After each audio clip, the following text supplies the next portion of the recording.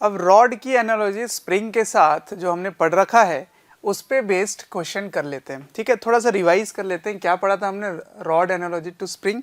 हमने पढ़ा था कि जो फोर्स होता है, जैसे स्प्रिंग के अंदर अगर आप इसमें L या डेल्टा L का इलोंगेशन करते हैं तो इसके अंदर फोर्स क्या होता है? F equals to kx। k is spring constant, तो स्प्रिंग कांस्टेंट की वैल्यू किसके बराबर हो जाती है? यहाँ पर अगर एनालॉजी आप लगाए तो a y by original length ये हो जाता है। ठीक है ना, ये ऐसे है।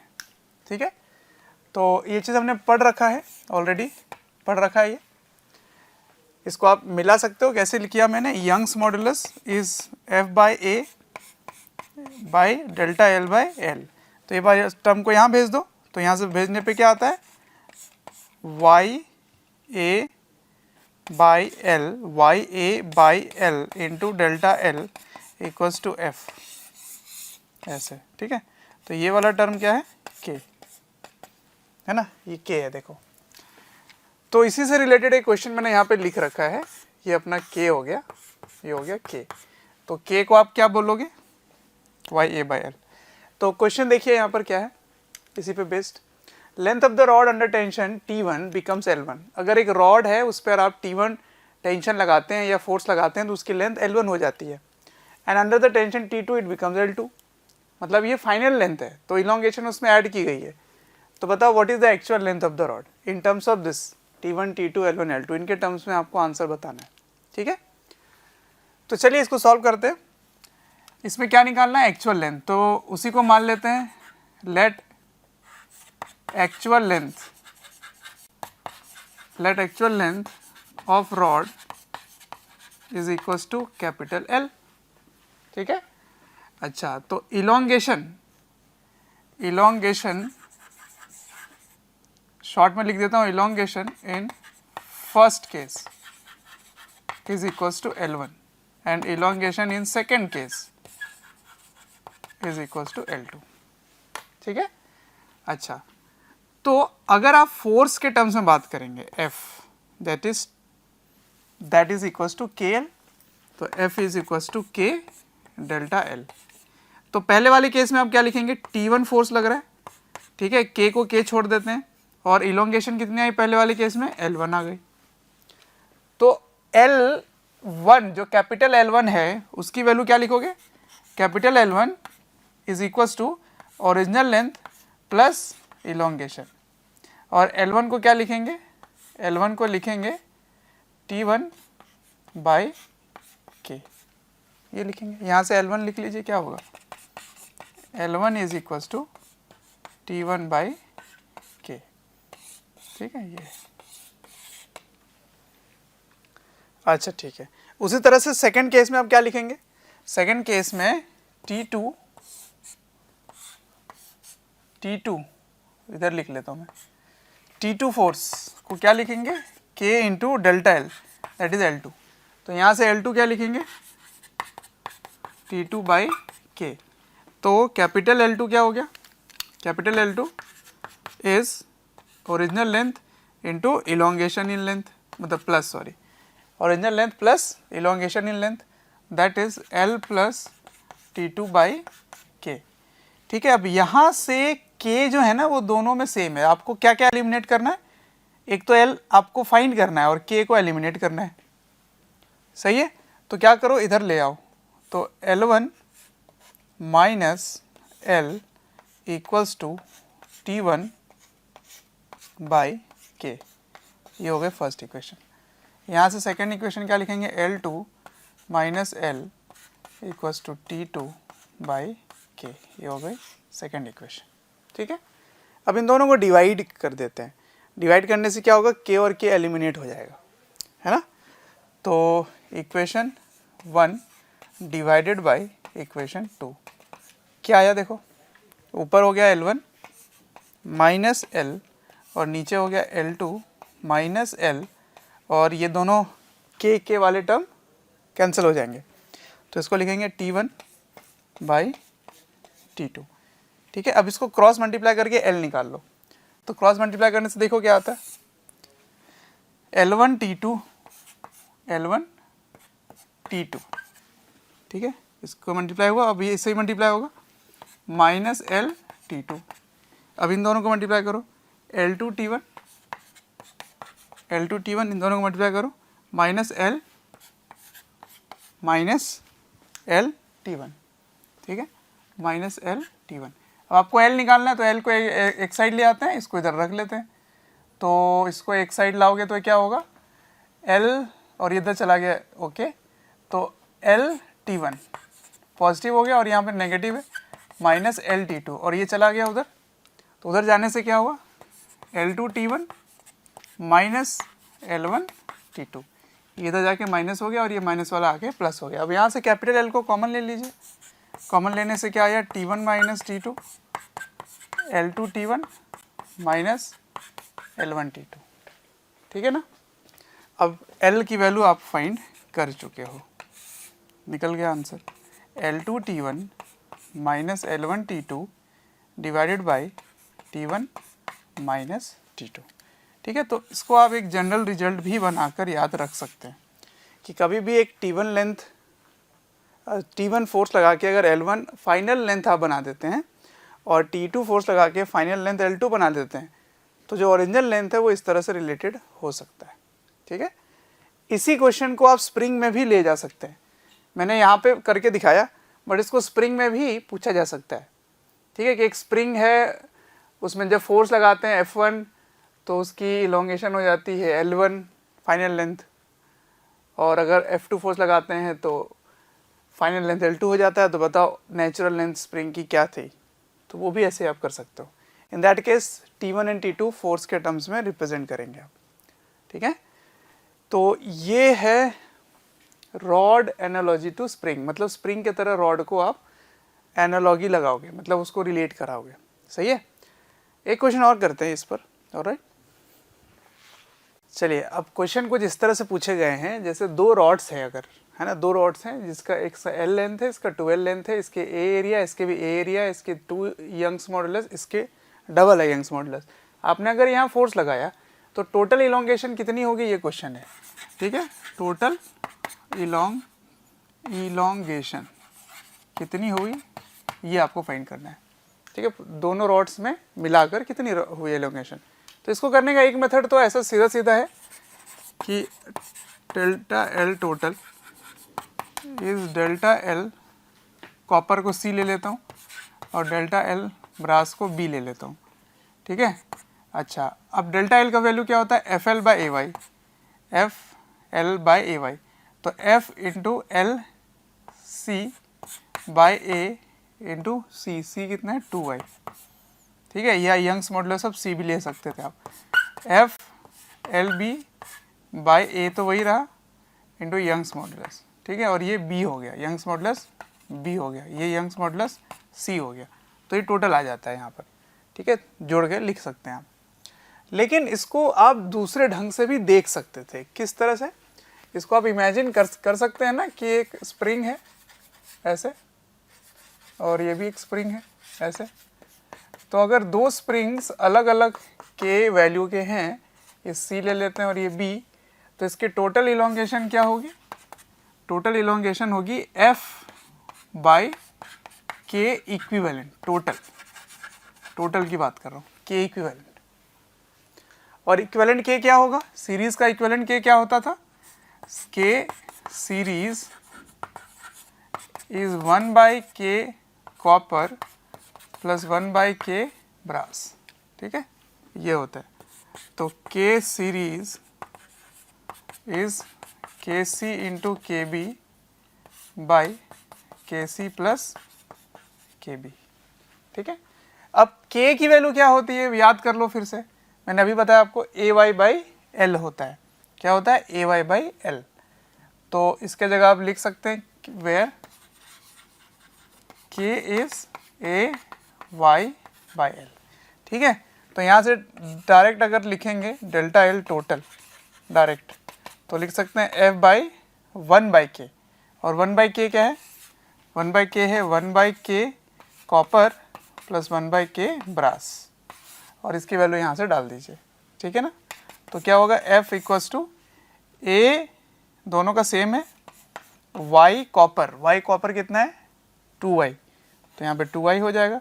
अच्छा 1/k है ना, तो उल्टा हो जाएगा, इसको उल्टा है ना, ये 1/k है तो उल्टा लिखोगे। तो L ऑफ कॉपर कितना है L बाई, समझ रहे हो 1/k है ना, उल्टा करके लिखना है, L ऊपर AY नीचे, बाई A वही रहा, और Y कितना है 2y, प्लस ये लेंथ इसका 12 है, ब्रास का लेंथ 12 है, और एरिया A है, यंग्स मॉडुलस Y है, ठीक है ऐसे। तो ये टोटल हो गया, देखो तो क्या ये दोनों सेम ही आ रहे हैं, बिल्कुल सेम आ रहे हैं। ये कॉपर वाली हो गई, और ये हो गई क्या, ये हो गई ब्रास वाली, ठीक है। अगर वैल्यू सब्स्टिट्यूट कर दिया जाए तो क्या आ जाता है, एफ एल कॉपर का कितना है L by A into 2y plus F into 2L by AY, ठीक है, दोनों सेम ही आ गए। तो आप इमेजिन कर सकते हैं इसको स्प्रिंग की तरह, है ना, स्प्रिंग की वैल्यू अगर आपको याद है K इक्विवेलेंट, तो आप इसको उस पर सेट कर सकते हैं, मेथड 2। उसी तरह से मान लो रॉड इस तरह से गिवन है, एक रॉड यहाँ है और एक रॉड यहाँ पर है, ये है, और दोनों को ऐसे फिक्स कर दिया गया है, ठीक है, ऐसे यूँ इस तरह से। और फिर जब इसको फोर्स लगाकर अगर ऐसे खींचेंगे, ऐसे खींचेंगे, तो फिर अगर पूछा जाए तो ये क्या होगा, पैरेलल वाला होगा, K पैरेलल लगा देना, और K पैरेलल क्या होता है K1 प्लस K2, यहाँ पर K1 ये K2 है, ठीक है। उसके बाद डेल्टा L टोटल लिख देंगे आप, क्या होगा delta L equals to F by K parallel या इक्विवेलेंट, ठीक है ना। तो एक फोर्स लगा रहे हैं, दोनों पे खींच देंगे, मतलब इसको रिप्लेस करके एक रॉड से आप रिप्लेस कर सकते हैं, ऐसा कह रहा हूँ। इसमें तो खैर लेंथ सेम ही है दोनों का, ठीक है। तो ऐसे सोच सकते हो स्प्रिंग को, कैसे सोच सकते हो, स्प्रिंग को सोच सकते हो तो रॉड को स्प्रिंग की तरह, स्प्रिंग को रॉड की तरह। हो सकता है इस चैप्टर में हम पढ़ रहे हैं तो रॉड को स्प्रिंग की तरह आप इमेजिन कर रहे हैं, बट अगर आप एक साथ कॉम्पिटिशन एग्जाम देने बैठेंगे तो क्वेश्चन कहाँ से आप रिलेट करोगे, इस पर कुछ नहीं कह सकते कि क्या वो फोर्स वाले चैप्टर का था, स्प्रिंग से रॉड को देखना था, कि रॉड वाले चैप्टर से स्प्रिंग को देखना था।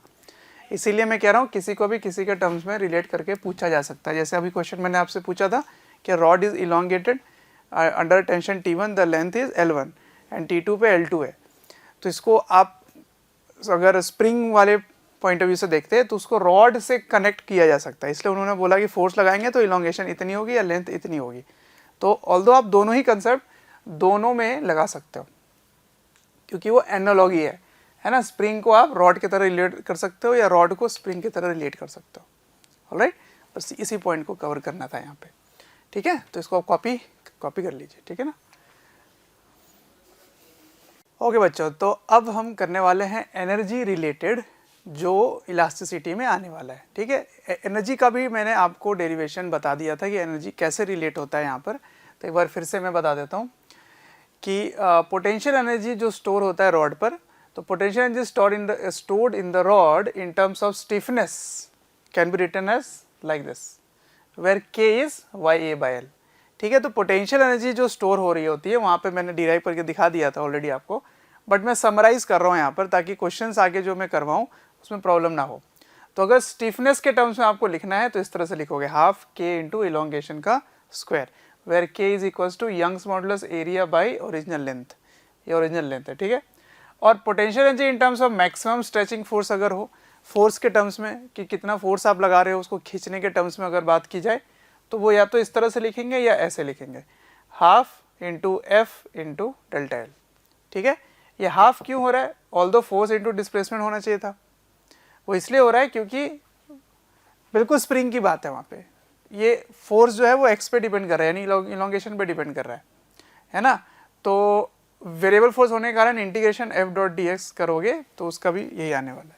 या वैसे समझ लो कि जो आप फोर्स लगा रहे हैं इलोंगेशन करने में उसका आधा वर्क पोटेंशियल एनर्जी में स्टोर हो रहा है और आधा हीट के फॉर्म में डिसिपेट हो जा रहा होगा, ठीक है। ऐसे भी समझ सकते हो, आगे मैं आपको कराऊंगा क्वेश्चन तो ऐसे समझ सकते हैं कि ये हाफ क्यों हो रहा है, ठीक है ना।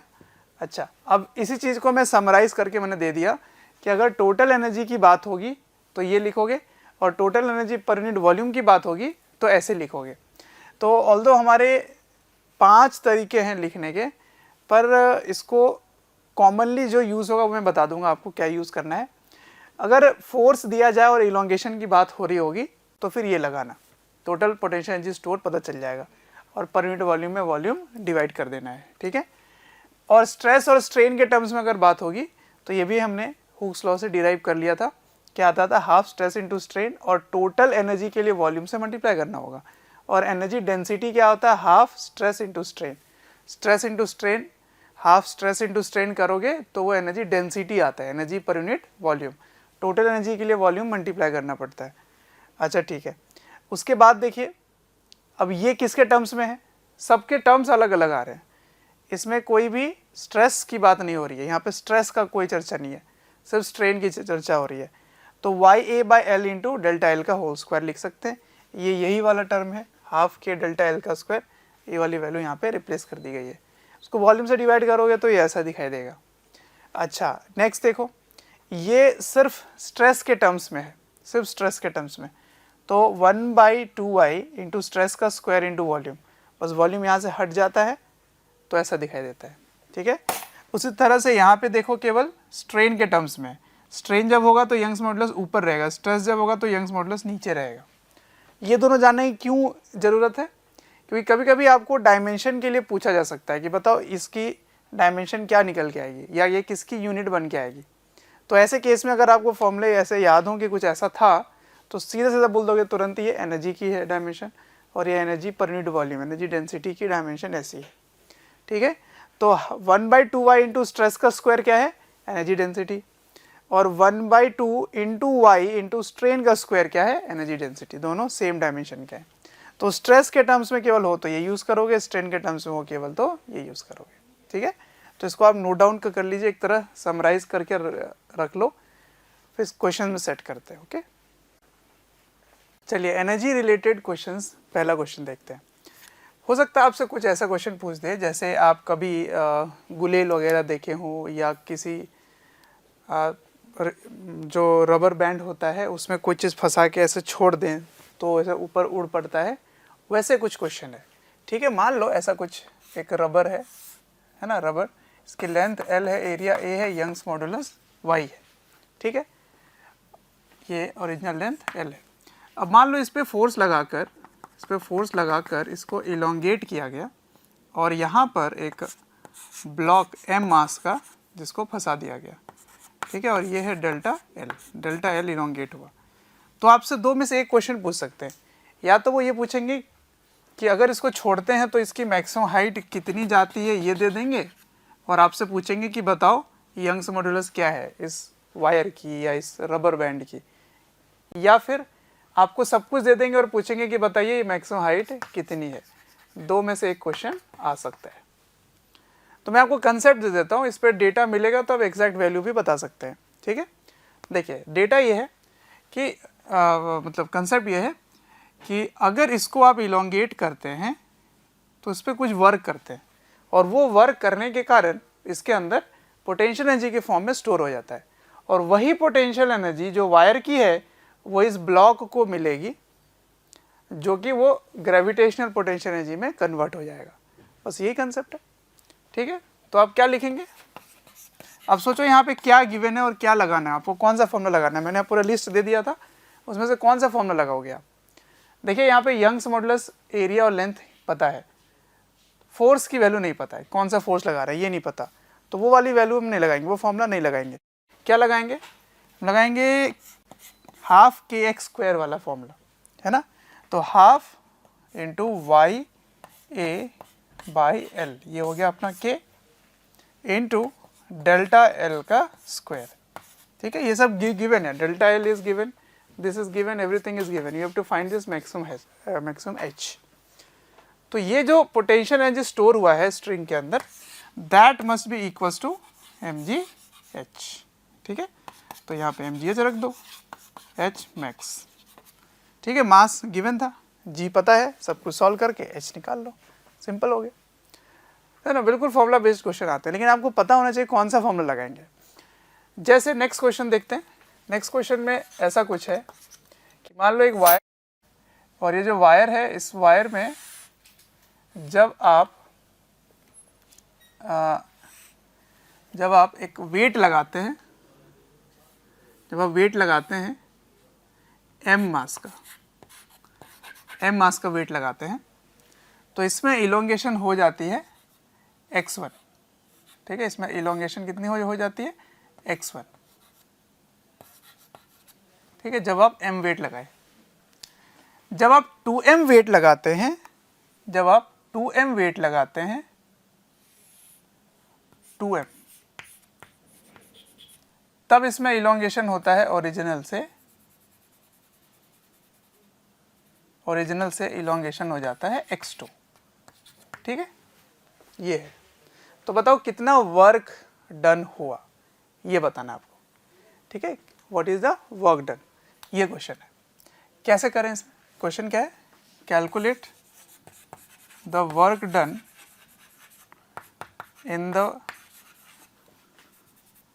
इन द स्ट्रेचिंग फ्रॉम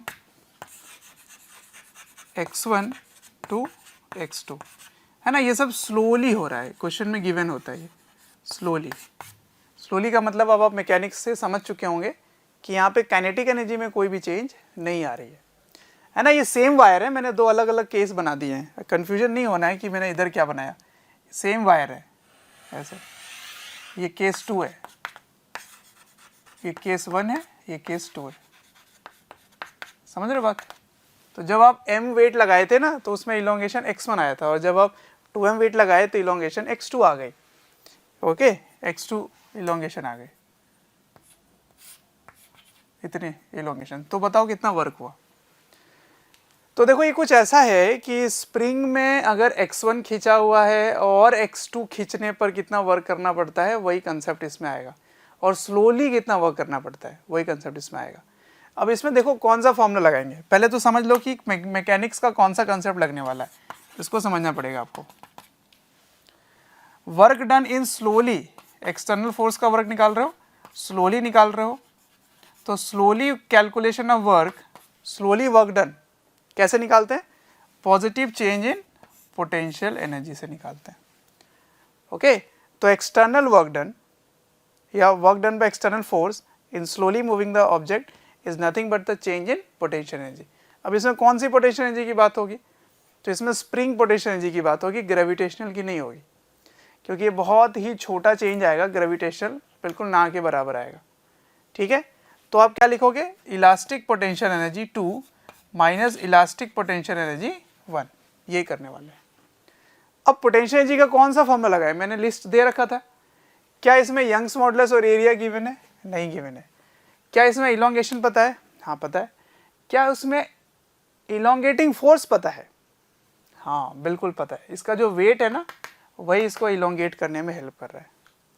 तो आप कौन सा फॉर्मूला लगाओगे, पोटेंशियल एनर्जी जो होगी वो होगी half into F into delta L का square, sorry delta L square नहीं होगा इसमें, half into F into delta L, याद आ रहा है सबसे पहला जो लिखे थे। अब इसमें एफ क्या होगा बच्चों, तो y2 इज एफ, एफ कितना हुआ यहाँ पे 2 mg, this is the force which helps in elongating it into x2, ठीक है।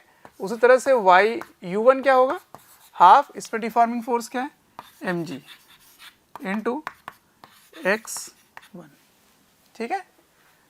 अब वर्क डन क्या होगा, u2 minus u1, therefore work done is u2 minus u1, तो इसको इससे माइनस कर लीजिए, तो हाफ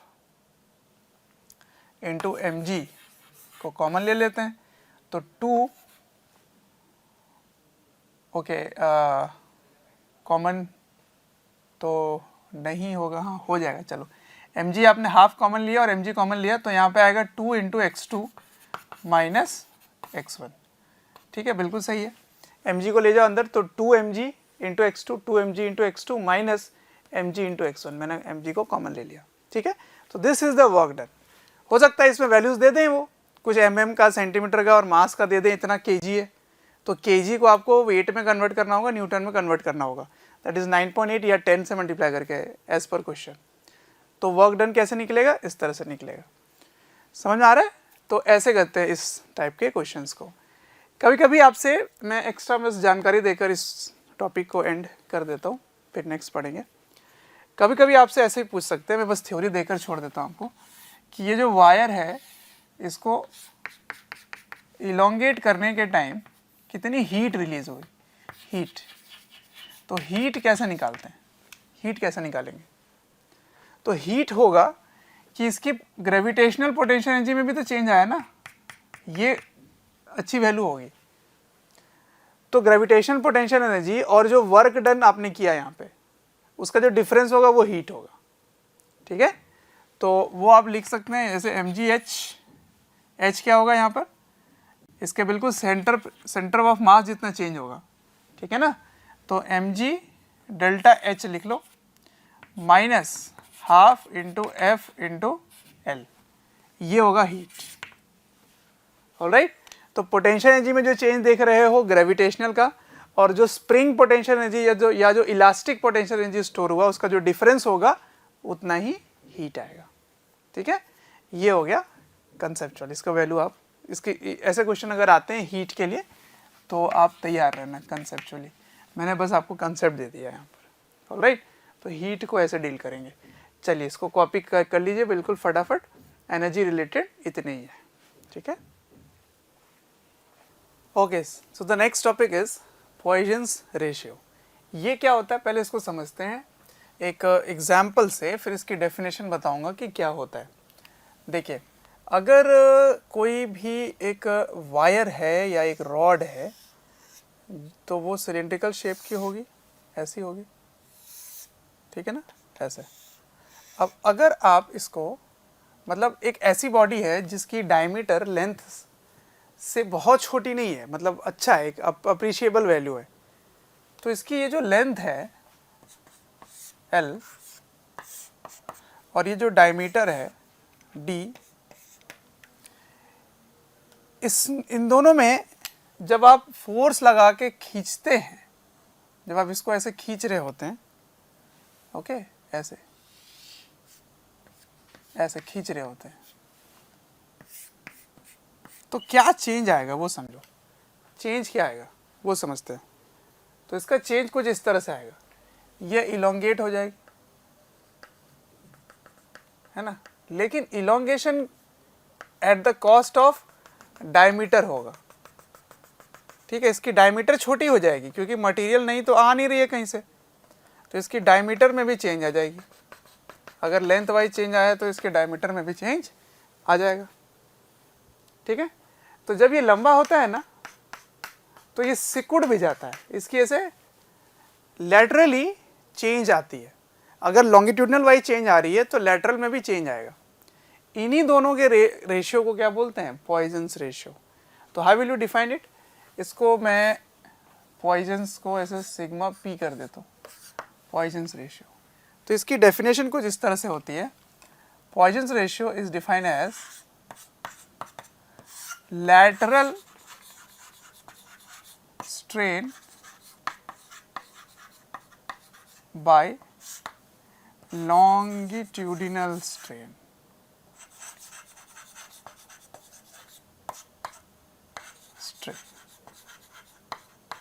ठीक है, ऐसे ये होता है डेफिनेशन।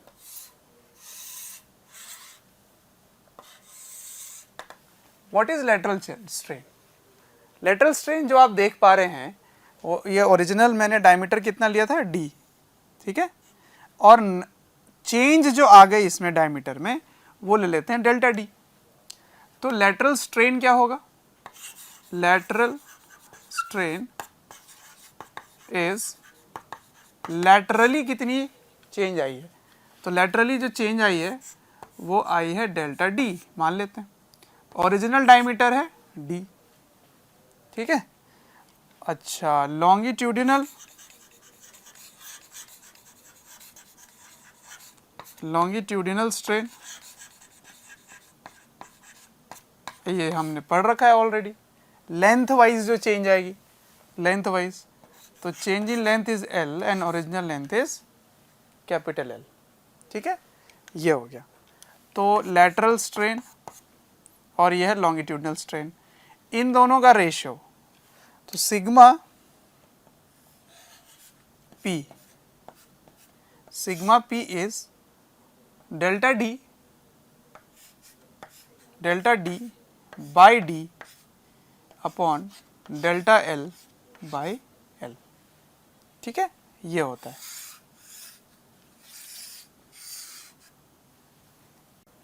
अब इसको डिराइव करके देखते हैं एक पर्टिकुलर वैल्यू में, ठीक है। फॉर एग्जांपल इसी के लिए ले लेते हैं कि note if material is perfectly incompressible,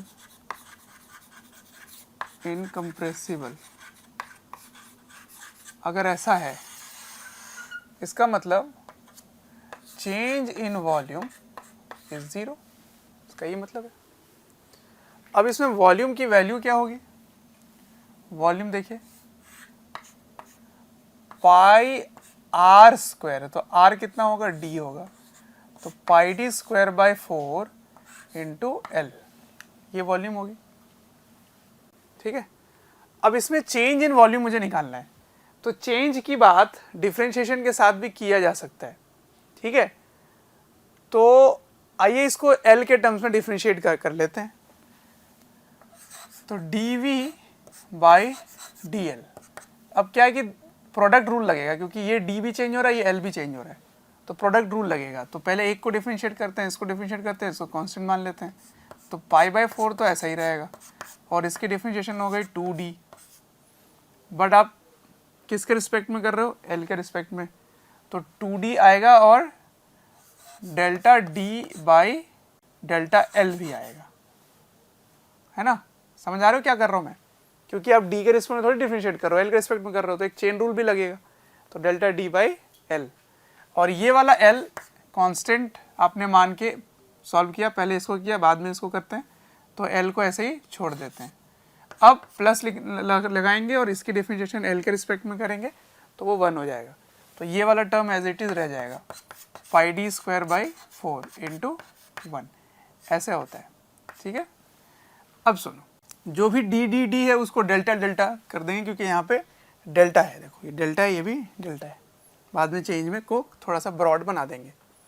लेकिन उसके पहले मैं यहाँ पे वॉल्यूम बनाने की कोशिश करता हूँ, ठीक है ना, यहाँ पे वॉल्यूम बनाने की कोशिश करता हूँ, तो वॉल्यूम की वैल्यू ये है, तो ये वाली वैल्यू इसमें भी और इसमें भी मैं खोजने की कोशिश करता हूँ, ताकि मैं वॉल्यूम को कॉमन ले लूँ, ठीक है। तो ये बड़ा वाला चेंज है, तो डेल्टा वी कर देंगे, और ये बड़ा चेंज है, तो डेल्टा एल कर देंगे, और यहाँ मैं वॉल्यूम बनाने की कोशिश कर रहा हूँ। तो देखो पाई बाई 4 ठीक है, एल भी ठीक है, pi by 4 L, pi by 4 L, अब ये एक डी है, लेकिन मुझे यहाँ डी स्क्वायर चाहिए, है ना, डी स्क्वायर चाहिए, तो मुझे ऊपर और नीचे मल्टीप्लाई करना पड़ेगा डी से, तो ये क्या बन गया, pi by 4 D square L, D से मल्टीप्लाई डिवाइड किया आपने, और ये 2 और 2 को ऐसे ही छोड़ देते हैं, 2 को ऐसे ही छोड़ देते हैं, तो यहाँ क्या आ जाता है 2, ये क्या हो गया डेल्टा डी, मैंने बड़ा ले लिया, बाय डेल्टा एल, क्योंकि मैंने डी से मल्टीप्लाई डिवाइड किया था, तो मुझे डिवीजन वाला भी यहाँ पे डी दिखाना पड़ेगा, डी दिखा दिया यहाँ पे, तो ये वाला टर्म क्या हो गया, वॉल्यूम हो गया, ये 2 डेल्टा डी बाई डी हो गया, समझ रहे बात को, डी से मल्टीप्लाई डिवाइड मैंने कर दिया। अब यहाँ भी मुझे चाहिए वॉल्यूम, तो वॉल्यूम के लिए मुझे पाई डी स्क्वायर बाई 4 तो है, मुझे एल मल्टीप्लाई डिवाइड करना पड़ेगा, तो pi D square by 4 into L multiply किया तो मुझे डिवाइड भी करना पड़ेगा, तो 1 बाई एल हो गया। अब देखो ध्यान से, ये वाला टर्म क्या है, कंप्लीट वॉल्यूम है, इसको क्या लिख सकते हैं v, और इसको भी क्या लिख सकते हैं v, तो ये v और v को कॉमन लेकर इधर भेज दीजिए, तो ये क्या बना, देखो ध्यान से, ये बन गया डेल्टा v बाय, आपने कॉमन ले लिया v को, इधर भेज दिया आपने। समझ रहे बात को? मैं एक ही स्टेप में करना चाह रहा हूँ, कोई दिक्कत तो नहीं है? अच्छा चलो एक स्टेप और बढ़ा देता हूँ। डेल्टा एल को इधर भेज देते हैं, तो डेल्टा एल इससे मल्टीप्लाई होगा और इससे भी मल्टीप्लाई होगा।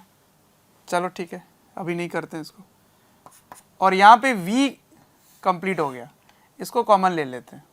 तो v को कॉमन लिया मैंने और डेल्टा एल को इधर भेज दिया, तो क्या बना 2 डेल्टा डी बाई डी, और ये डेल्टा एल कैंसिल हो गए जब मल्टीप्लाई हुआ। तो ये डेल्टा एल यहाँ आके मल्टीप्लाई होगा, यहाँ से आपने v कॉमन ले लिया, v यहाँ भी v कॉमन ले लिया, तो यहाँ पे 1 आ गया, यहाँ एल ही रह गया, तो डेल्टा एल आके मल्टीप्लाई हो गया, ये आ गया। अब इसको इधर भेज दीजिए, अब तो समझ में आ गया होगा, v इधर आ गया, ठीक है। तो delta v by V is 2 delta D by D plus delta L by L. As delta v is 0, as delta v is 0, so you can say that these two are equal and opposite, कह सकते हो। therefore delta L by L is minus 2 delta D by D, ये बोल सकते हैं आप। अब यहाँ पर डेफिनेशन क्या है, डेल्टा D by D और यहाँ डेल्टा L by L। तो डेल्टा डी बाई डी है और डेल्टा एल बाई एल है, इन दोनों को इधर भेज दीजिए। तो अगर आप इसको बनाते हैं उस तरह से, तो सिग्मा पी को क्या लिख सकते हैं, सिग्मा पी को लिख सकते हैं delta D by D upon delta L by L. तो ये वाला टर्म उधर क्या बन जाएगा, minus half delta D by D upon delta L by L, that is minus half. तो सिग्मा पी की वैल्यू क्या आ गई, माइनस हाफ। किसके लिए, जो परफेक्टली इनकम्प्रेसिबल है। तो थ्योरेटिकली जब आप सॉल्व करते हैं ना, थ्योरेटिकली इसको नोट कर लीजिए कि थ्योरेटिकली द सिग्मा वैल्यू यानी Poisson's ratio lies between -1 to half, but practically its value lies from 0 to 1, ठीक है। It's value lies from 0 to 1/2। तो ये होता है थ्योरेटिकल वैल्यू और ये होता है प्रैक्टिकल वैल्यू, ठीक है, ऐसे। तो ये चीज़ आप ध्यान रख सकते हैं पॉइजन्स रेशियो के बारे में। तो पॉइजन्स रेशियो अगर गिवन है, इसका मतलब आपको रेशियो गिवन है किसके बीच में, लॉन्गिट्यूडनल और लैटरल के बीच में रिलेशन दे रहे होंगे, ठीक है। तो ये इसकी वैल्यू है अकॉर्डिंग टू डेफिनेशन। और ये मैंने एक एग्जांपल लेके बता दिया कि अगर वॉल्यूम में चेंज इस नहीं है तो आप इस तरह से रिप्लेस कर सकते हैं, ठीक है। अच्छा, ये जो मैंने काम किया ना, यहाँ पे डिफ्रेंशिएशन शुरू कर दिया और बाद में ऐसे किया। आप एरर एनालिसिस में सीखते हैं कि अगर यहाँ पावर a या b है या डिनोमिनेटर में कुछ है, तो डायरेक्ट आप लिख सकते हैं। इसको कैसे लिखते हैं, अगर आप एरर पढ़े हो तो इसको आप लिखते हैं delta v by V is equals to, ये वाला टर्म तो कांस्टेंट है, π/4 में तो कोई भी नहीं आने वाला एरर। तो d स्क्वायर में एरर किस तरह आएगा, तो 2 डेल्टा d बाई डी, और l में एरर कैसा आएगा, डेल्टा l बाई एल। तो देखो ये एक ही लाइन में आ जाता है। बट अगर मैं ये लिखता तो फिर आपको लगता है कहाँ से आया सर, तो इसलिए मैंने ये इतना डिराइव करके दिखाया। पहले वॉल्यूम इसको पहले डिफरेंशिएट किया एल के रिस्पेक्ट में, फिर वॉल्यूम इसको कॉमन लेने के लिए वॉल्यूम गेट जैसा बनाने की कोशिश की, ठीक है। तो डायरेक्ट यहाँ पहुँच के इसको जीरो करके अब ये रेशियो निकाल सकते थे, -हाफ आता है, ठीक है। तो अल्टीमेटली हम पहुँच कहाँ रहे हैं कि वो -हाफ आता है। Poisson's ratio is -half for incompressible bodies, alright. चलिए, तो ये हो गया अपना पॉइजन्स रेशियो। तो अभी तक बच्चों हमने केवल लॉन्गिट्यूडनल केसेस के ही एग्जाम्पल्स किए हैं। अब करेंगे वॉल्यूम केसेस से, जिसमें बल्क मॉडुलस इन्वॉल्व होगा। उसके बाद फिर करेंगे शेयर स्ट्रेन वाला, है ना, कोएफिशिएंट ऑफ रिजिडिटी ईटा वाला, ठीक। चलिए, तो वॉल्यूम केसेस देखते हैं। ऑलराइट बच्चों, सो वॉल्यूम रिलेटेड, ठीक है। तो जो बल्क मॉडुलस में हमने सीखा था, उसमें वॉल्यूम में चेंज किस तरह से आता है, उसके क्या रिलेशन होता है बल्क मॉडुलस के साथ, उस पर बेस्ड न्यूमेरिकल देखने वाले हैं, ऑलराइट। तो बल्क मॉडुलस में हमने क्या सीखा, बल्क मॉडुलस होता है minus delta P by delta V by V, यही आता है, सही है। तो यहाँ से आप डेल्टा वी बाई वी क्या लिख सकते हैं, ये लिख सकते हैं minus delta P by bulk modulus, ऐसे लिखा जा सकता है, सही है। And also we know compressibility,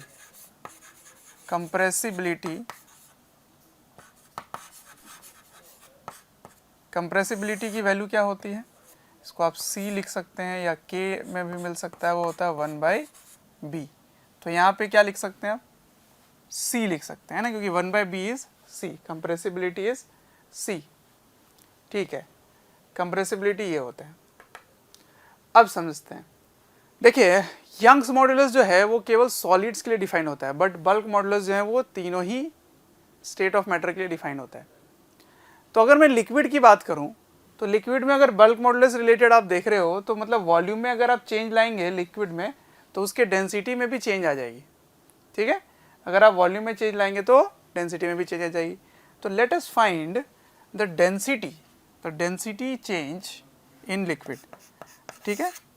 तो variation in density of liquid, variation in density of liquid, ठीक है। देखिए डेंसिटी का फॉर्मूला क्या होता है, मास बाय वॉल्यूम। तो फिर से वही काम करता हूँ, इसको डिफ्रेंशिएट कर लेता हूँ मैं। तो D rho by D V, इस मास में कोई चेंज होगा नहीं, तो v की पावर -1 है, तो -1 को अगर डिफ्रेंशिएट करते हैं तो -1/v² होता है, ये हो गया, ठीक है।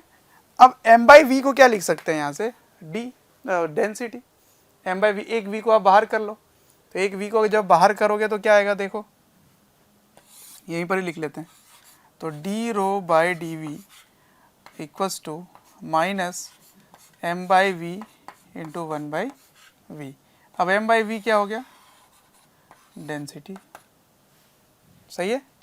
तो डेंसिटी को नीचे ले आइए तो क्या हो जाता है, D rho by rho equals to minus D V by V square, sorry V, D V by V, D V by V हो जाता है, ठीक है ना। ये इसी चीज़ को आप ऐसे डायरेक्ट निकाल सकते थे, जैसे मैंने एरर में बताया था आपको, delta rho by rho is delta V by V हो जाता है ना। तो बस माइनस ये सिग्निफाई कर रहा है कि अगर आप वॉल्यूम चेंज आपका पॉजिटिव होगा तो डेंसिटी में चेंज भी, मतलब वॉल्यूम अगर बढ़ेगा, वॉल्यूम अगर बढ़ जाएगा तो डेंसिटी कम हो जाएगी, और वॉल्यूम अगर कम हो जाएगी तो डेंसिटी ज़्यादा हो जाएगा, ठीक है। तो variation in density of liquid हम अपन पढ़ रहे हैं।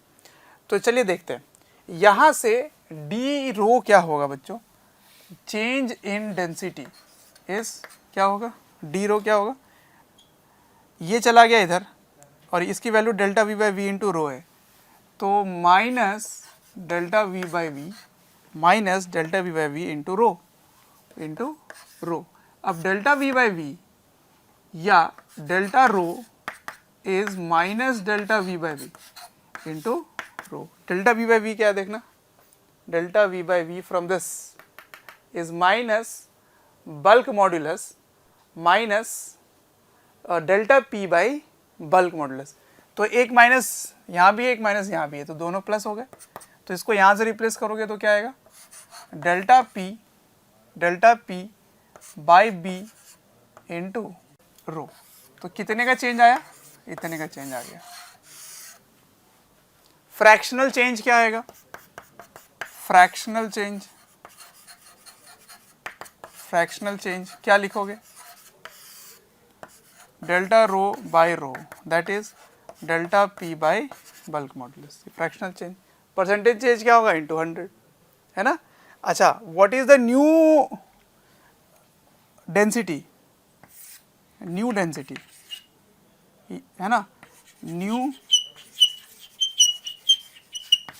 डेंसिटी। तो new density is old density plus increase या चेंज इन डेंसिटी।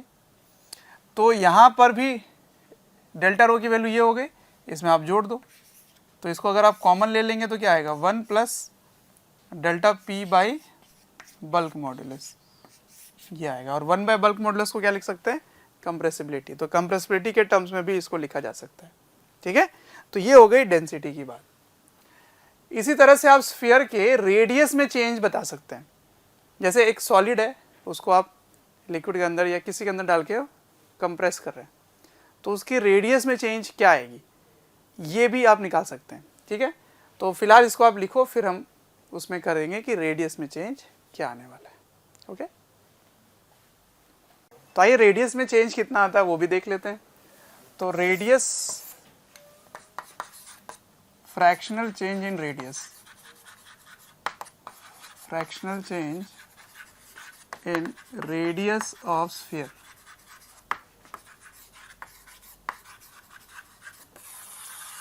इसको कुछ ऐसा एक एक्सपेरिमेंट से समझ लेते हैं। मान लीजिए यहाँ पर एक स्फीयर था r रेडियस का, और इसके ऊपर आपने ऐसे एक m मास का ऑब्जेक्ट रख दिया, और यहाँ पर लिक्विड ही लिक्विड है, ठीक है। तो ये कंप्रेस होगा, बहुत भारी है मान लो, कंप्रेस होगा। तो रेडियस में कितना चेंज है ये बताना है। तो देखो मैं बार बार उसी रूल को फॉलो कर रहा हूँ एरर वाला, तो मैं डायरेक्ट ही बता दूँ आपको। वॉल्यूम का फॉर्मूला क्या होता है, 4/3 पाई r क्यूब। तो ये वाले टर्म इसके कांस्टेंट है, तो डायरेक्ट आप लिख सकते हैं delta v by V into ये जो पावर होता है ये आगे आ जाता है 3 डेल्टा r बाई r, ये होता है, ठीक है ना। अब देखो आपको फ्रैक्शनल चेंज निकालना है, तो डेल्टा r बाई r क्या हुआ, 3 इधर आ गया और डेल्टा v बाई v रह गया, बस। अब बार बार ये जो टर्म होता है ना, ये आपको बल्क मॉडुलस के हेल्प से मिल जाता है, बल्क मॉडुलस के हेल्प से। तो बल्क मॉडुलस के हेल्प से डेल्टा v बाई v की वैल्यू क्या है, delta v by v is minus delta p by b, ठीक है। तो यहाँ पे क्या आ गया देखो answer, delta r by r is 1/3 minus में डेल्टा p बाई b। अब ये माइनस क्या सिग्निफाई कर रहा है यहाँ पर, अगर आप प्रेशर बढ़ाएंगे दैट इज पॉजिटिव चेंज आएगा, तो रेडियस कम हो जाएगा, मतलब वो कंप्रेस हो जाएगी, छोटी हो जाएगी, इसलिए एक माइनस है ताकि वो पॉजिटिव कंपनसेट कर दे, ठीक है ना, पहले भी डिस्कस कर चुके। तो ये हो गया फ्रैक्शनल चेंज। अब आपको अगर प्रेशर चेंज इसके टर्म्स में देखा जाए, तो मान लीजिए यहाँ पर ए एरिया में m मास आपने रखा है, तो ये बात आप पढ़े होंगे, प्रेशर होता है फोर्स बाय एरिया, यही होता है। तो यहाँ पे change in pressure is mg by A, because बाकी प्रेशर जो भी था वो था, आपने m डाला उसके कारण नया चेंज आया, ठीक है। तो यहाँ पर आप इसके टर्म्स में लिख सकते हैं डेल्टा r बाई r, ये जनरल फॉर्मूला हो गया। अब यहाँ पे डेल्टा p की वैल्यू mg बाई a है, is minus 1/3 mg by a into bulk modulus, ठीक है, ये हो गया माइनस 1/3, ठीक है ना, ऐसा हो गया। ऑलराइट, तो ये था बल्क मॉडुलस से रिलेटेड। इसमें वॉल्यूम में चेंज या रेडियस में चेंज, कोई भी चीज़ें यहाँ पे पूछी जाए आपको इस तरह से यूज़ करना है आगे, ठीक है। इसमें परसेंटेज भी पूछा जा सकता है, बस इंटू 100 कर दो। या नई वॉल्यूम क्या होगी ये पूछा जाए, तो जिस तरह मैंने नया डेंसिटी बोला उसी तरह हम नया रेडियस निकाल सकते हैं यहाँ से, r प्लस डेल्टा r करके, r dash is r plus delta r, ये हो गया न्यू रेडियस। अब हो सकता है ये कम हो सकता है ये ज़्यादा हो, कम भी होगा क्योंकि यहाँ पे अगर ये पॉजिटिव है तो ये नेगेटिव होगा, तो डेल्टा r नेगेटिव हो गए तो एक्चुअली में आप माइनस कर रहे हैं, रेडियस कम हो जाएगी, छोटी हो जाएगी रेडियस, सही है। तो ऐसे इसको करते हैं, ठीक है, आई होप समझ गए हो। चलिए अब नेक्स्ट देखते हैं क्या आता है। ऑलराइट, तो नेक्स्ट क्वेश्चन करते हैं जिसमें थोड़ी शियर स्ट्रेस की भी बातें हो रही होंगी, ठीक है। देखिए क्वेश्चन क्या है, ये एक सरफेस है, इस सरफेस में दोनों एंड्स पर फोर्स लगाया गया है, ठीक है, और ये एक एरिया लिया गया है, ये एरिया लिया गया है, ठीक है। और ये जो एरिया है ये यहाँ से थीटा एंगल पर है, ठीक है। तो क्वेश्चन है कि इस सरफेस पे, इस क्रॉस सेक्शनल सरफेस पे कितनी टेंसाइल और शियर स्ट्रेस डेवलप हुई है। टेंसाइल मतलब वही खींचने वाला, नॉर्मल जो स्ट्रेस है वो बताना है आपको। On this cross section area मतलब दिस स्लांट या कर्व बोल सकते हो आप, इस पर बताना है कितनी डेवलप हुई है क्या, टेंसाइल या शियर स्ट्रेस। अच्छा ठीक है, तो उसके लिए आपको पहले इमेजिन करना है कि सरफेस कैसी है ना। देखिए यहाँ का एरिया गिवन है, इस क्वेश्चन में यहाँ का एरिया गिवन है कि इसकी एरिया है, cross sectional area is A, this is given in the question, but you have to find in this surface what is the shear stress and tensile stress, ठीक है। तो इमेजिन करो इसको 3D views में, देखो ऐसे, ये कुछ ऐसा है, ठीक है, ऐसा है कुछ। तो ये सरफेस का इस तरह से होगी ऐसी होगी, सही है। अब समझ, ये वाला पार्ट जो है ये है ए, मैं मान लेता हूं ये वाला जो पार्ट है इसकी एरिया है ए डैश, ठीक है, ये मैं मान लेता हूं। तो जरा देखो ध्यान से, ये जो एरिया है ये ए, ये थीटा और ये है ए डैश, तो मुझे ए डैश चाहिए। क्यों? क्योंकि ये जो फोर्स है ना, इस फोर्स की ये जो यहाँ पर डेवलप हो रही होगी, ये भी अंदर में फोर्स एफ डेवलप कर रहा होगा, इस तरह से फोर्स डेवलप कर रहा होगा। ये सब हम लोग डिस्कस कर चुके हैं। अगर आप एफ फोर्स लगाते हैं दोनों एंड पर, तो अंदर में हर क्रॉस सेक्शनल पार्ट में सेम फोर्स डेवलप हो जाता है ना, जो कि यहाँ पर रिस्टोरिंग फोर्स का काम करता है। तो मैंने ये फोर्स लगा दिया इधर, ऑलराइट। तो इस सरफेस के अलोंग और परपेंडिकुलर फोर्स होगा, वो पार्टिसिपेट करेगा एक शियर में और एक टेंसाइल में, समझ रहे बात। तो देखो ध्यान से, ये 90 है तो ये 90 माइनस थीटा है, तो ये भी 90 माइनस थीटा है, इधर 90 माइनस थीटा हो गया, 90 माइनस थीटा। तो इस डायरेक्शन में कंपोनेंट क्या होगा एफ का, एफ साइन थीटा, ठीक है। और इस डायरेक्शन में जो कि इसके परपेंडिकुलर है, इधर क्या हो जाएगा F cos theta, F cos theta, ठीक है। अच्छा ठीक है, अब इसकी जो वैल्यू होगी ए डैश कॉस थीटा, इसकी वैल्यू किसके बराबर होगी, ए के, ठीक है। तो ए डैश की वैल्यू किसके बराबर होगी, ए डैश की वैल्यू होगी ए बाई कॉस थीटा। तो ये हो गया आपका एरिया। अब आते हैं इस क्वेश्चन पे। क्वेश्चन में पूछा गया था कि टेंसाइल और शियर स्ट्रेस आपको बताना है। तो टेंसाइल स्ट्रेस क्या होगा, टेंसाइल स्ट्रेस देखते हैं। देखिए number 1, tensile stress. Tensile stress किसे कहते हैं, नॉर्मल स्ट्रेस को, ये नॉर्मल। तो क्या होगा, फोर्स बाय एरिया। कौन सा फोर्स होगा, एफ कॉस थीटा। कौन सा एरिया, ए डैश। कौन सा एरिया, ए डैश। तो F cos theta by A dash, and what is a dash, A by cos theta. तो ए बाय कॉस थीटा करोगे तो कॉस ऊपर चला जाएगा, 2 बार कॉस होगा तो क्या बन जाएगा, कॉस स्क्वायर थीटा। तो F cos square theta by A, ठीक है, ये हो गया नॉर्मल। अब आते हैं शियर पर, शियर स्ट्रेस। तो शियर स्ट्रेस के लिए आपको सरफेस के परपेंडिकुलर वाला नहीं, सरफेस के पैरेलल वाला लेना है। इस सरफेस के परपेंडिकुलर वाला जो पार्ट है वो नॉर्मल यानी कि टेंसाइल स्ट्रेस में पार्टिसिपेट करेगा, बट जो अलोंग द सरफेस है वो पार्टिसिपेट किस में करेगा, शियर स्ट्रेस में। तो ठीक है, तो अलोंग वाला क्या है, एफ साइन थीटा। तो शियर, शियर लिख लेते हैं एस, तो F sine theta by A dash. A dash की वैल्यू फिर से यहाँ पर रख दो, तो क्या आ जाता है, F sine theta by A by cos theta, तो ए बाई कॉस थीटा ऊपर चला गया। अब एक काम करो, 2 से मल्टीप्लाई डिवाइड कर लो, तो 2 साइन थीटा कॉस थीटा क्या होगा, साइन 2 थीटा, तो F sine 2 theta by 2a, ये हो गया shear स्ट्रेस। ठीक है, ये हो गई बात।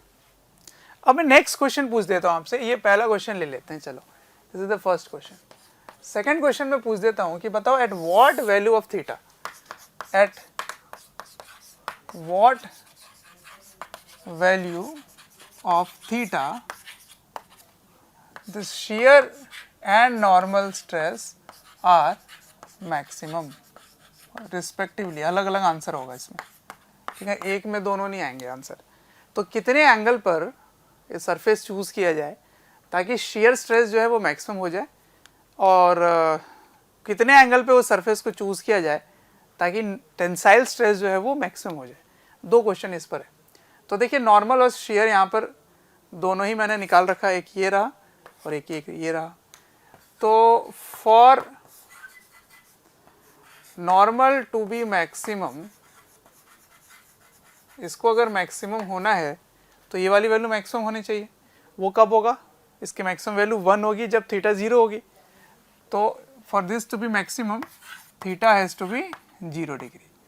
तो कितनी हो गई ये 0 डिग्री पर, नॉर्मल एफ बाई ए, मतलब बिल्कुल 0 डिग्री पे लगना चाहिए, मतलब ये बिल्कुल ऐसा हो जाना चाहिए, मतलब ऐसा होना चाहिए, तभी मैक्सिमम होगा।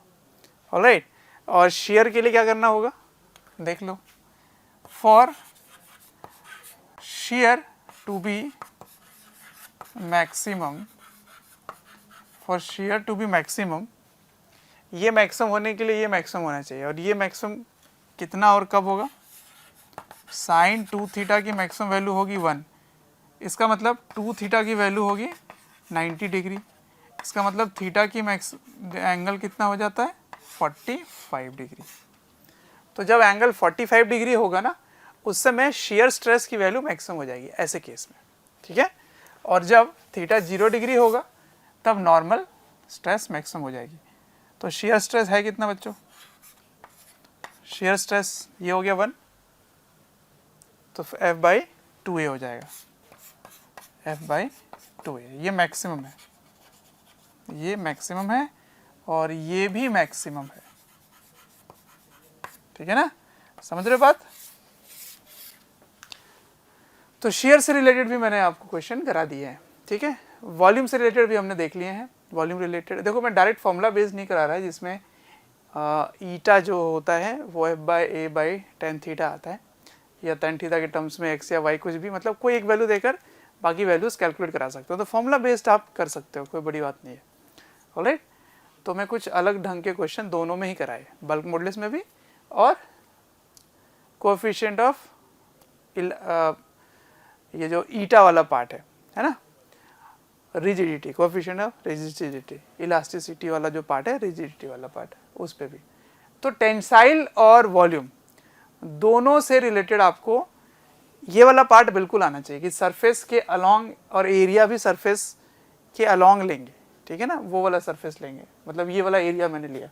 तो ए डैश को ए के टर्म्स में पहले कन्वर्ट किया गया, ए ये वाला एरिया है तो ये भी एरिया कंप्लीट ए मान सकते हैं आप, यहाँ से ये वाली जो वैल्यू है, ठीक है, बिल्कुल सिंपल सी बात है।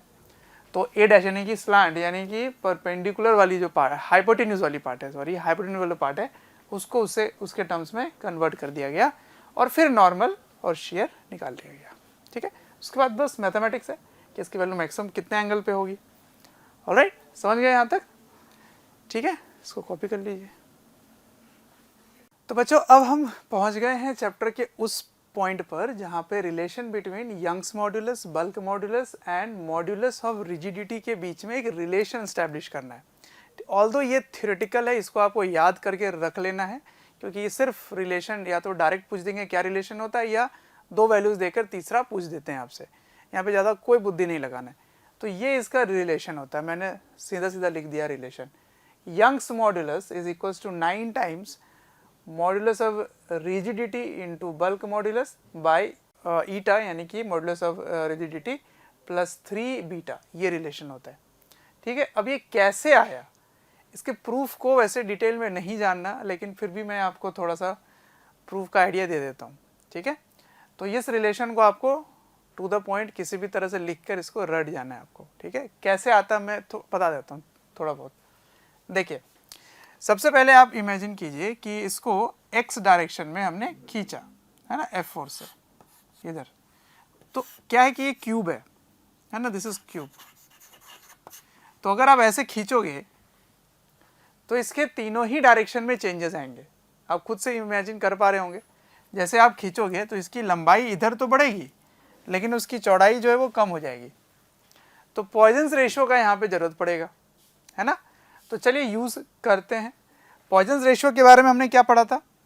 पॉइजन रेशियो में पढ़ा था sigma P is delta D by D by delta L by L. ठीक है, तो डेल्टा डी बाई डी यहाँ से क्या होगा बच्चों? Delta D by D is sigma P into delta L by L, ये होगा। इसकी ज़रूरत मुझे पड़ेगी। ठीक है, इसकी ज़रूरत मुझे पड़ने वाली है। और यंग्स मॉडुलस में हमने क्या सीखा कि डेल्टा एल बाई वाई, है ना, डेल्टा एल को क्या लिख सकते हैं? Delta L by L can be written as stress by Young's modulus. क्या इसको ऐसे लिख सकते हैं? देखिए, ये चला गया इधर, तो यंग्स मॉडुलस क्या होता है? Stress by strain. तो स्ट्रेन को क्या लिख सकते हैं? स्ट्रेस बाय यंग्स मॉडुलस, ऐसे लिख सकते हैं। इसका मतलब इस डेल्टा डी बाई डी को and delta D by D को क्या लिख सकते हैं? Poisson's ratio into delta L by L के जगह ये रख दो, दैट इज स्ट्रेस। ये स्ट्रेस है क्योंकि सिग्मा से दोनों रिप्रेजेंट हो रहे हैं, इसलिए मैंने स्ट्रेस लिखा है, इसको पी लिखा है ना। ये पॉइजन्स रेशियो, ये स्ट्रेस है, बाय यंग्स मॉडुलस, ये हो गया। तो देखो, delta D by D nothing but the lateral strain, है ना, ये लैटरल स्ट्रेन की बात हो रही है। और डेल्टा एल बाई एल क्या है? Longitudinal strain. ठीक है, तो चलिए एक्स डायरेक्शन में अगर आपने फोर्स लगाया एक्स डायरेक्शन में, तो इसमें टोटल जो चेंज आ रहा है लेंथ में, total strain in x direction क्या आ रहा है? तो ये स्ट्रेन है। ओके, आप समझ रहे हैं ना, इस तरह से स्ट्रेन हम रिप्रेजेंट किया करते थे। तो स्ट्रेन को क्या लिख सकते हैं? स्ट्रेन को लिख सकते हैं ये, है ना। तो यहाँ लिखोगे स्ट्रेस बाय यंग्स मॉडुलस। ठीक है, ये हो गया। अब क्योंकि साथ साथ y और z डायरेक्शन में वो थोड़ा सा कम हो रहा है, क्योंकि आप इसको x डायरेक्शन में लेंथ इलोंगेट करोगे तो y और z डायरेक्शन में कम होने लग जाएगा, लेटरली कम होने लग जाएगा। ठीक है, तो जब कम होगा तो यहाँ पे माइनस लिखेंगे। कितना कम होगा? ये इतना कम होगा। ठीक है ना, इतना कम होगा। तो कैसे लिखोगे इसको? Poisson's ratio into stress by Young's modulus minus Poisson's ratio into stress by Young's modulus. ये क्या है बच्चों? ये है एक्स डायरेक्शन में, है ना, ये एक्स डायरेक्शन में हुआ। इसको मैं बोल सकता हूँ टोटल स्ट्रेन। कौन सा स्ट्रेन? Longitudinal strain. तो टोटल लॉन्गिट्यूडनल स्ट्रेन, ये क्या आ गया? Total lateral strain. ये आ गया लैटरल स्ट्रेन, किधर? y में, और ये z में। ठीक है ना, z में और ये y में। तो जो सिग्मा मतलब एप्सिलॉन आ रहा है, इसका मतलब क्या आ रहा है? स्ट्रेन आ रहा है, वो एक्चुअल में इफेक्टिवली इतनी वैल्यू हो रही है। इतना होना था पर इतना कम कर दे रहा है उसको, समझ रहे हो? अब आप यही वाला चेंज, यही वाली जो काम कर रहे हो वो y में लगाओ। अब y में फोर्स लगाओ। तो जब y में फोर्स लगाओगे तो y के डायरेक्शन में लॉन्गिट्यूडिनल स्ट्रेन आएगा और एक्स और वाई डायरेक्शन में लैटरल स्ट्रेन आएगा। तो क्या आप इस तरह बोल सकते हैं कि sigma Y is stress by Young's modulus minus, इसी तरह सेम टू सेम होने वाला है, ये Poisson's ratio into stress by Young's modulus, ये हो जाएगा एक्स डायरेक्शन में, ये हो जाएगा वाई डायरेक्शन में और ये हो जाएगा जेड डायरेक्शन में। समझ रहे हो बात? By Young's modulus Z direction में। इसी तरह से आप जेड में भी बोल सकते हैं, है ना, ऐसे बोल सकते हैं। तो टोटल कितना स्ट्रेन हो गया, तीनों ही डायरेक्शन में अगर आपने स्ट्रेस ले लिया, तीनों ही डायरेक्शन में, तो आप तीनों डायरेक्शन में स्ट्रेस लेते हैं तो वो वॉल्यूमेट्रिक स्ट्रेन हो गया, क्योंकि आप एक्स वाई जेड में देख रहे हैं तो वॉल्यूम वाइज देख रहे हैं, तीनों डायरेक्शन में ले लिया आपने, तो इसका मतलब ये कंप्लीट वॉल्यूम में चेंज आ गई। तो इसको, इस पूरे टर्म को क्या बोल सकते हैं आप, दिस इज वॉल्यूमेट्रिक स्ट्रेन, मतलब डेल्टा वी बाई वी हो गया, ठीक है, इसको बोलेंगे वॉल्यूमेट्रिक स्ट्रेन। कंप्लीट हो गया क्योंकि आपने एक्स वाई जेड तीनों ही डायरेक्शन में देख लिया टोटल। तो टोटल स्ट्रेन अगर आप देख लिए, एक्स में देख लिए लेंथ कितनी बड़ी, वाई में देख लिया कितनी लेंथ बड़ी, जेड में देख लिया कितनी लेंथ बड़ी, तो बेसिकली आपने टोटल वॉल्यूम में ही देख लिया कि कितनी लेंथ में चेंज आई है।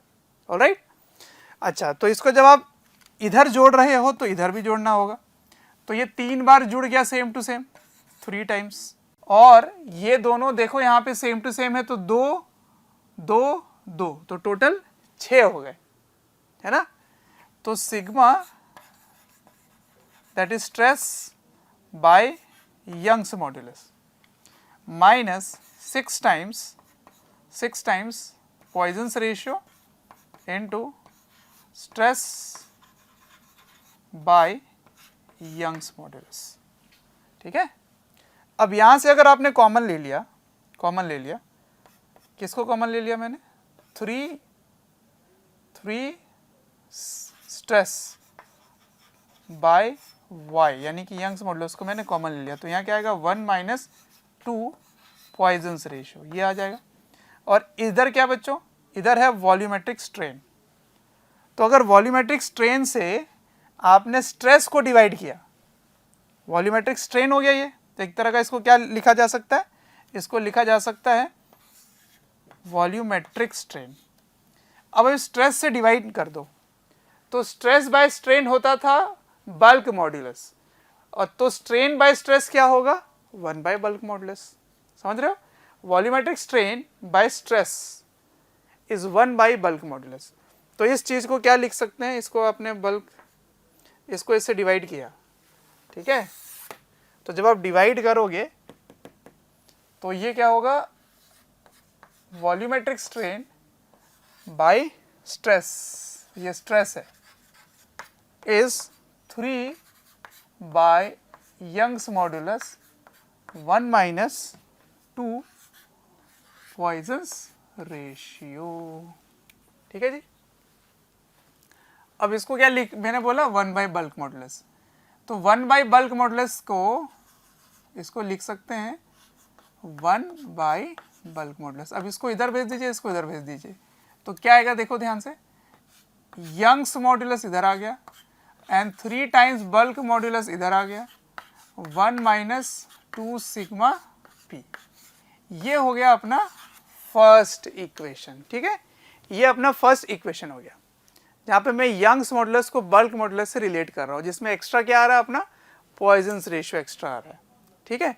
इसी तरह से अगर आप एंगल वाइज चेंज कराएं, अगर आप टेंजेंशियल डायरेक्शन में फोर्स लगाएंगे और एंगुलर तरीके से चेंज करेंगे, दैट इज शियर स्ट्रेस लाएंगे, तो पॉइजन्स रेशियो के टर्म्स में यंग्स मॉडुलस को आप रिलेट कर सकते हैं विथ मॉडुलस ऑफ रिजिडिटी। और वो मैं बता देता हूँ कैसे आएगा, वो पूरी डेरिवेशन में नहीं बताऊंगा, काफ़ी कॉम्प्लेक्स हो जाता है, तो वो आता है सिमिलरली आप बोल सकते हैं कि यंग्स मॉडुलस, इसको कलर चेंज कर लेते हैं, यंग्स मॉडुलस इक्वल्स टू ये निकल के आ जाता है क्योंकि आप रिलेट कर रहे हो ईटा से, है ना, ईटा और पॉइजन रेशियो में, तो क्योंकि वो टेढ़ा होगा, ये कैसे आता है उसके बारे में नहीं बता रहा हूँ क्योंकि थोड़ा सा कॉम्प्लेक्स हो जाता है, मैं बार बार बोल रहा हूँ एक के बाद। तो टोटल आ जाता है 2 ईटा 1 प्लस पॉइजन रेशियो के साथ, ये जो सिग्मा पी है ना पॉइजन रेशियो के साथ आएगा, प्लस सिग्मा पी, ये आ जाता है। ठीक है, कैसे आता है आप इसमें मत पढ़ो, इसी तरह से आप एंगुलर तरीके से चेंज करते हैं, फिर उसका ये थीटा लेते हैं, एंगल से रिप्लेस करते हैं, तीनों ही डायरेक्शन में सॉल्व करते हैं, तो इनके बीच में ये रिलेशन आ जाता है। ठीक है, तो ये हो गया सेकंड इक्वेशन। ठीक है, तो from 1 and 2, from 1 and 2, if we eliminate Poisson's ratio, क्या एलिमिनेट करना है, पॉइजन्स रेशियो को, सिग्मा पी को, अगर आप इसको एलिमिनेट कर दें दोनों ही इक्वेशन से, तो फाइनली ये रिलेशन स्टैब्लिश हो जाती है। तो क्या निकल के आ जाता है, Young's modulus, very important, is equals to, देखिए क्या लिखा हुआ है, 9 ईटा का मतलब वही modulus of rigidity, 9 eta B, ठीक है, ईटा प्लस 3 बीटा, ये रिलेशन आ जाता है। ठीक है, अब यहां से आपको अलग अलग तरीके से भी रिप्रेजेंट करने पूछ सकते हैं कि बल्क मॉडुलस की वैल्यू बताओ इसमें से, तो आप b को सब्जेक्ट ऑफ फॉर्मूला बना सकते हो ना, है ना, b को इधर रीअरेंज करके b निकाला जा सकता है, तो वो भी आप रिलेशन एस्टेब्लिश करके रख सकते हैं। ठीक है, मैंने यंग्स मॉडुलस को इनके टर्म्स में लिखा, आप बल्क मॉडुलस को भी इनके टर्म्स में लिख सकते हो। ऑलराइट, तो कोई बड़ी बात नहीं है, लेकिन आपको रिलेशन ये याद रखना पड़ेगा, कोई भी एक रिलेशन याद रखना होगा, या तो बल्क मॉडुलस के साथ या सीधा यंग्स मॉडुलस के साथ। ठीक है ना, इसकी डेरिवेशन उतना याद करने की जरूरत नहीं है कैसे हो रहा है, बस फाइनल रिजल्ट याद रख लो, कोई प्रॉब्लम नहीं है। ऑलराइट, तो ये हो गया relation between Young's modulus, bulk modulus and modulus of rigidity. ठीक है, तो स्टूडेंट यहाँ पर इलास्टिसिटी का टॉपिक एंड होता है। अब इसमें नेक्स्ट पार्ट फिर से आने वाला है, वो है थर्मल एक्सपेंशन। उस थर्मल एक्सपेंशन में थोड़ी सी स्ट्रेस, थर्मल स्ट्रेस यानी कि हीट डालने के कारण भी स्ट्रेस प्रोड्यूस हो सकता है, उसको रिलेट करेंगे। लेकिन पहले समझेंगे कि कौन कौन से फेनोमेनन इन्वॉल्व होते हैं ड्यू टू हीटिंग, हीट करने के कारण एक्सपेंशन किस तरह से हो सकता है, वो अगले लेक्चर में सीखेंगे। ऑलराइट, तब तक इस लेक्चर में जो भी मैंने पढ़ाया है उसको रिवाइज कीजिए और रिलेट कीजिए। थ्योरी इतना ही है इलास्टिसिटी का। Okay, see you in the next lecture.